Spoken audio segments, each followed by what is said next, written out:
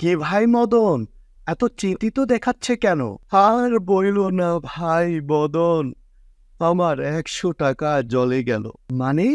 সেটা কিভাবে? আমি 100 টাকা দিয়ে একটা সেন্ডো গেঞ্জি কিনেছিলাম 3 বছর আগে, আজ তা জলে গেল। তো সেটা জলে গেল কিভাবে? বলছি ভাই, বলছি শোনো। 2 বছর গায়ে দিয়েছি, তা ফুটো ফুটো হয়ে গেছে। তাই 6 মাস ভাতের মার গালানোর কাজে লাগাইছি। খুব খারাপ অবস্থা হয়ে যাওয়ায় তা ভাত রান্না করার জন্য জাল দিয়ে পুড়ছি। 6 মাস ছাই দিয়ে দাঁত মাজলাম, আজ তা শেষ হয়ে গেল। কুলি করে সব জলে চলে গেল। আহা, আমার 100 টাকা জলে গেল।